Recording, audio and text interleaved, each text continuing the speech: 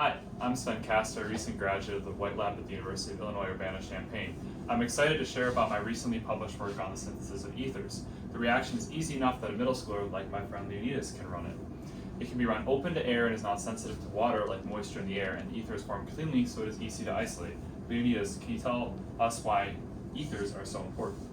They are found in many things that smell nice, look good, taste good, and keep our hair and skin good looking, like my cool hair gel.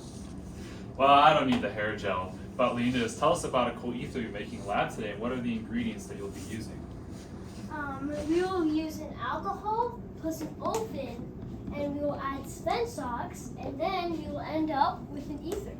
Yeah, so alcohol and an olefin and an ether are functional groups. What are functional groups? Functional groups are the atoms on a molecule that give a molecule its character and function. Like the OH on this molecule here, this alcohol, gives it its function, and this is called menthol. Like the ingredient that's found in my minty gum, right? Yeah, exactly. The other ingredient is an alkene. Alkenes are commonly found in things like gasoline. Like the things my parents used to fill up their car. Yeah, yes. Usually if you mix an alcohol and an alkene together, no reaction happens. But if you use Sven-SOX, you can get ethers. Yeah, let's go make an ether. First we weigh out the palladium acetate and add that to our vial. The next ingredient is the Sven-SOX ligand, which is crucial for the reaction to happen. The palladium and the ligand come together in the reaction to make the Sven-SOX catalyst. Next we add a quinone oxidant. It is like the fuel for the catalyst. Then we add the alcohol menthol, which is found in your gum, and an olefin like the one in gasoline. Then we have a stock solution of an acid that also makes up part of the Sven-SOX in an organic solvent, toluene. Then we will add a magnetic stir bar that keeps everything mixing well. Don't forget to add your magnetic stir bar. And then we heat the reaction up and let it stir for 48 hours. After 48 hours, we let the reaction cool down. While it is cooling down, we set up a column that allows us to separate the different parts of the reaction from a desired ether product.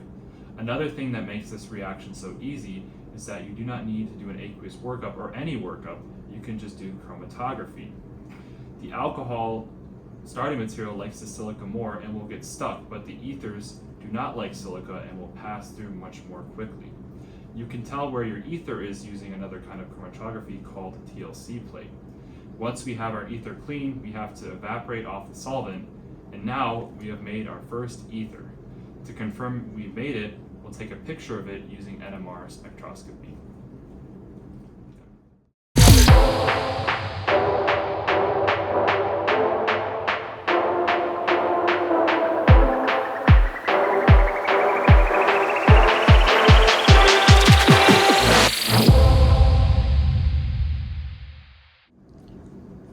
Mr. Sven, what is Sven-SOX doing to make this reaction happen? It's a good question. Sven-SOX is acting like a little robot that you put in your reaction to make it go faster. Catalysts can even make reactions like this one that would never happen. But how?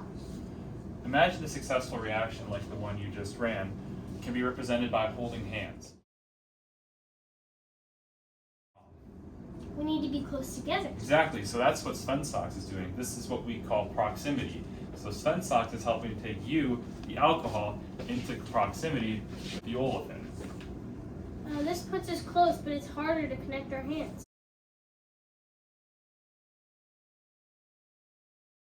Another thing that Sven-SOX is doing is called orientation. So Sven-SOX is taking you, the alcohol and the olefin, and putting them in the correct orientation in order for them to more easily hold hands.